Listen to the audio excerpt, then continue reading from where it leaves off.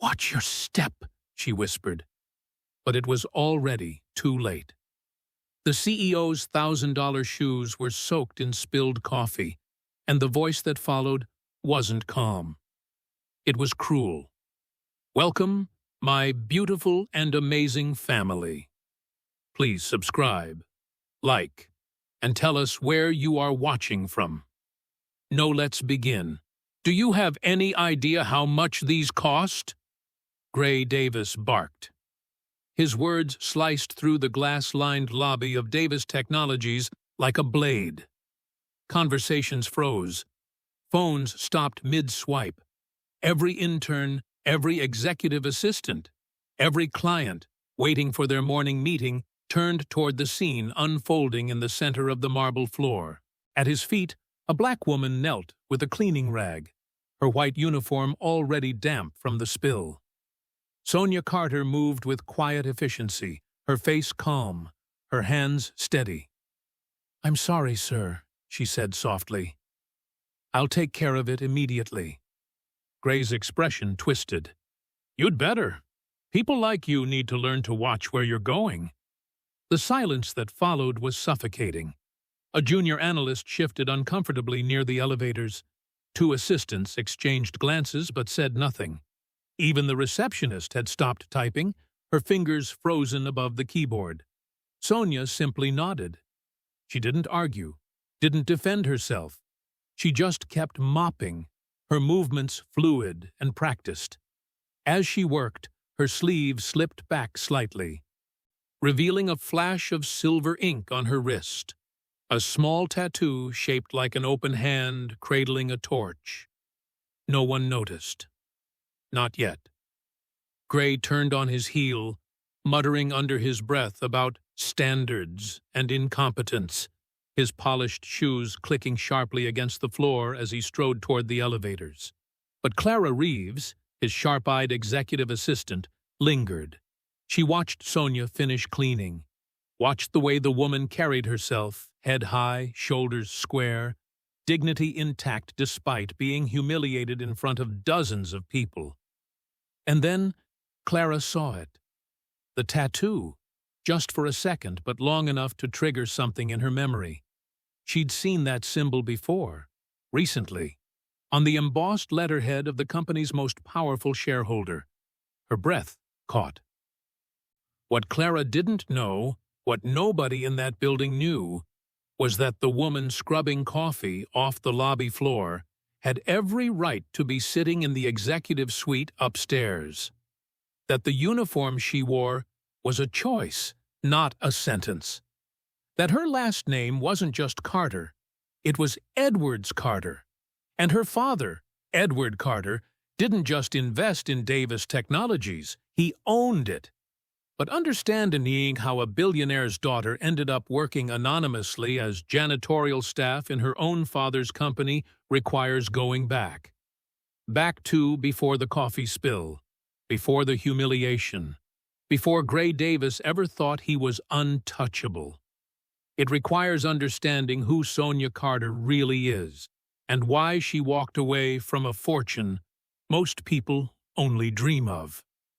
The building had emptied by the time Clara returned to her office. Sunset bled through the floor-to-ceiling windows, casting long shadows across her desk. She should have gone home hours ago, but something gnawed at her. Something about that tattoo. She pulled up the lobby security footage, fingers moving quickly across the keyboard. The timestamp read 8:47 a.m. There, Gray's shoes, the spilled coffee, Sonia kneeling. Clara leaned closer to the screen, scrolling frame by frame. The moment Sonia's sleeve slipped back, revealing that silver crest, the open hand cradling a torch, Clara hit pause.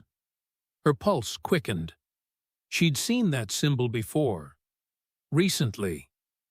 Clara opened her desk drawer and pulled out a cream-colored envelope. The invitation to next week's annual shareholder meeting. Embossed at the top, in metallic silver, was the exact same crest. Edward Carter's family seal. "No," Clara whispered. It can't be. But the more she stared at the frozen image on her screen, the more certain she became. Edward Carter, the billionaire investor who owned the largest stake in Davis Technologies, the man whose capital had turned Gray's startup into an empire, used that crest on everything. His foundation letterhead, his private correspondence, even his business cards. Clara's hands trembled as she pulled up the employee database. She typed in Sonia Carter and hit Enter. The file was bare. Employment, start date, 2 years ago. Previous employer, left blank. Emergency contact, none listed. Education, incomplete. It was the kind of profile designed to be overlooked. Forgotten. Too minimal. Too clean. Clara sat back, her mind racing. Could it really be possible? That the woman Gray had humiliated this morning, the janitor he'd dismissed as careless and beneath him, was Edward Carter's daughter? 3 floors below, in the dim janitor's closet, Sonia Carter folded her uniform with slow, deliberate care. The small room smelled of disinfectant and lavender. A single light bulb flickered overhead. She draped the white fabric over a hook and exhaled, letting the silence settle around her like a blanket. Her phone buzzed. Sonia glanced at the screen. Unknown number. The message was brief. He hasn't changed, but your mother would be proud of your strength. Her jaw tightened. For a moment, she stared at the words, her thumb hovering over the screen. Then, without hesitation, she deleted it. She didn't need reminders. Not from him. Not tonight. High above, in his corner office, Gray Davis paced behind his desk, phone pressed to his ear. His voice boomed with confidence. Listen, Marcus. I run a tight ship here. 0 tolerance for incompetence. That's why we're outperforming projections. He laughed, sharp and self-satisfied. You want results? You hire people who understand discipline, people who know their place. Through the window, the city lights glittered like scattered diamonds. Gray didn't see the woman 3 floors below. Didn't think about her at all. Why would he? She was nobody. Clara locked her computer and grabbed her coat. As she walked toward the elevator, she made a decision. Tomorrow, she'd watch Sonia more closely. Observe her. See if there were other signs, other clues that connected the quiet janitor to one of the wealthiest families in the country. Because if Clara was right, if Sonia Carter really was that Carter, then Gray Davis had just made the biggest mistake of his life. And he didn't even know it yet. The day before the shareholder meeting, Davis Technologies hummed with controlled chaos. Florists carried towering arrangements through the lobby. Caterers rolled carts toward the executive floor. PR teams rehearsed talking points in hushed clusters. And in the center of it all stood Gray Davis, orchestrating the frenzy like a conductor before opening night. I want this flawless, he snapped at his assembled staff in the main conference room.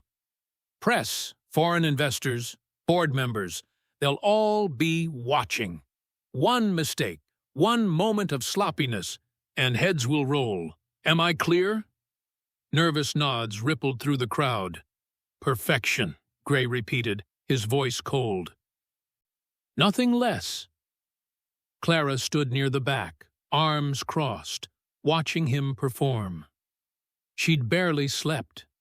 Every time she closed her eyes, she saw that tattoo, that crest, the pieces that didn't fit, until suddenly they did.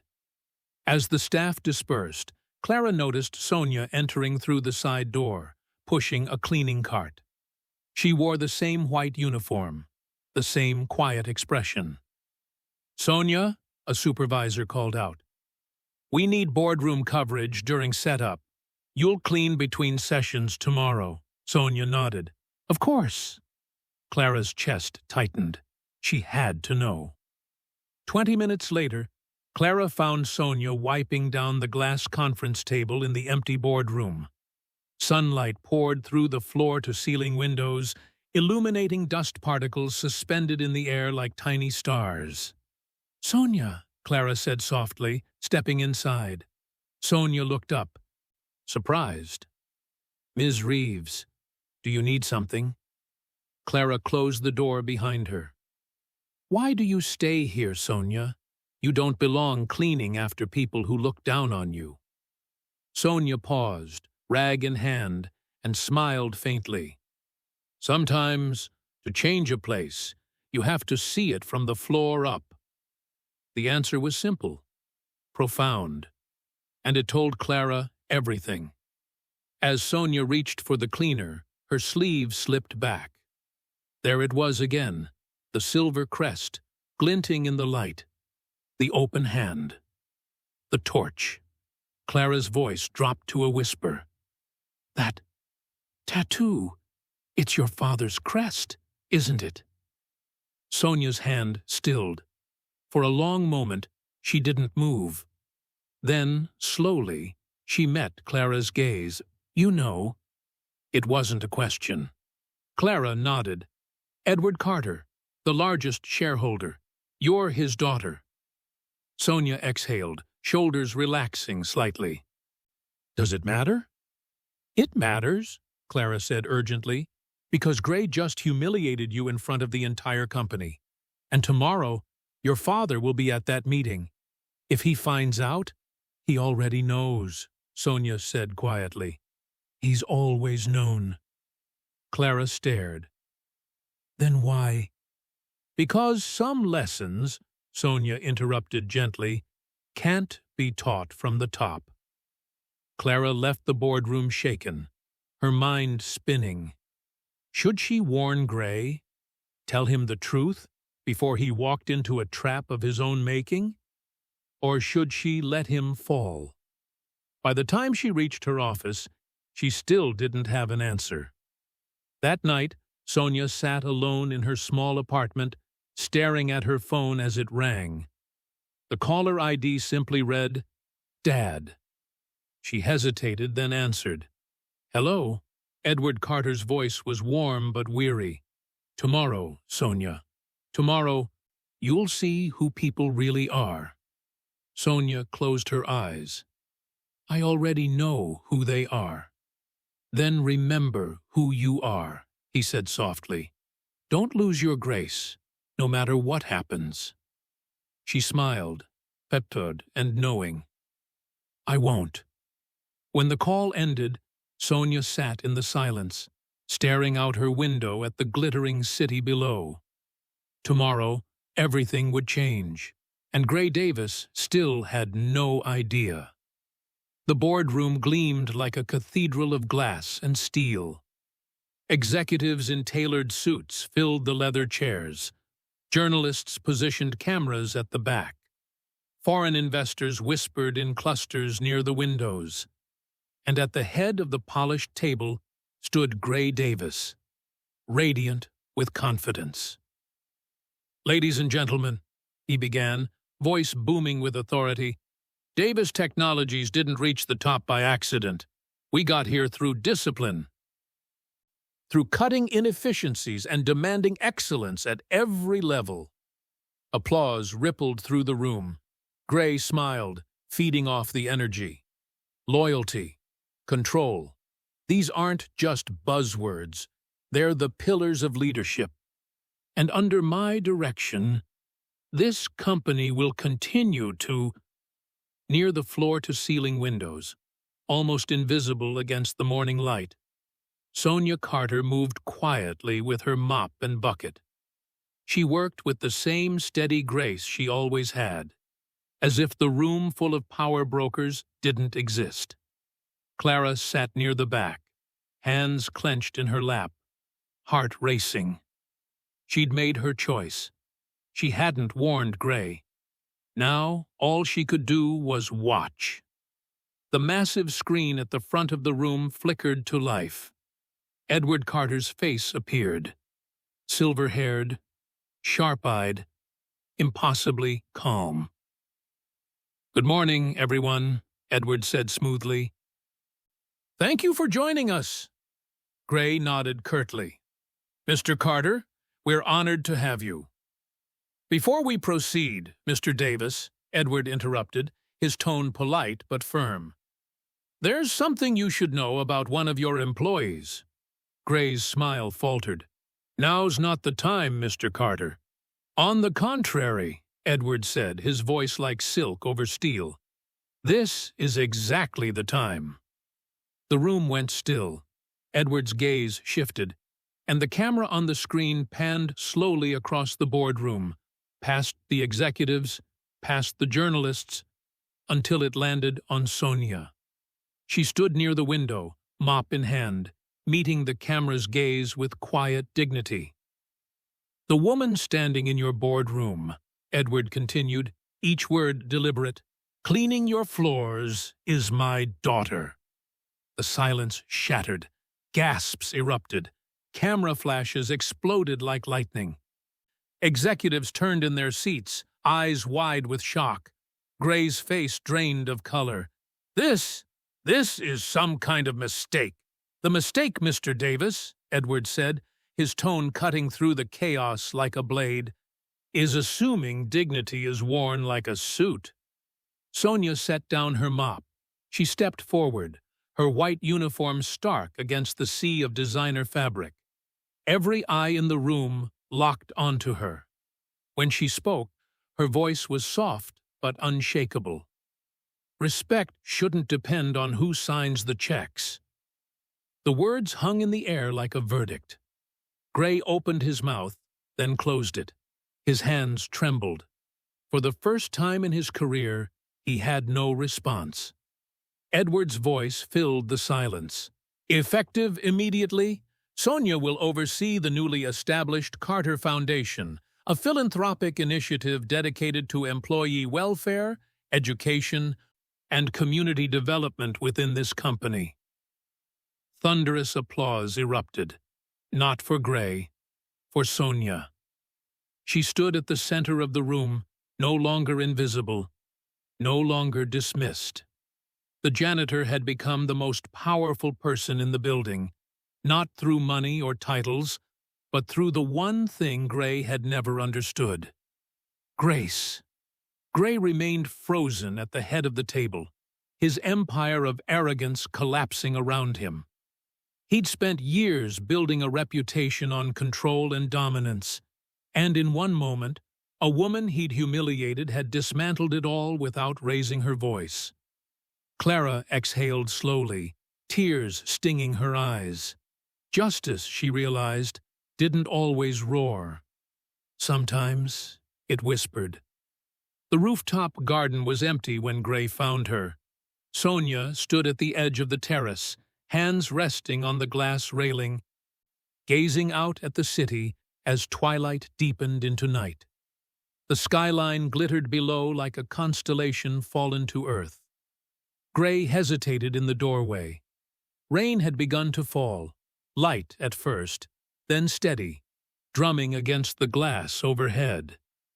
"Ms. Carter," he said quietly. Sonia didn't turn. "You don't have to call me that." Gray stepped forward, rain misting his face as he moved beyond the shelter of the awning. When he spoke again, his voice was raw, stripped of pretense. "I've spent years building a company people fear," he admitted, "but not one they respect." Sonia finally looked at him. Her expression wasn't triumphant. It wasn't even angry. It was something softer, something that felt like understanding.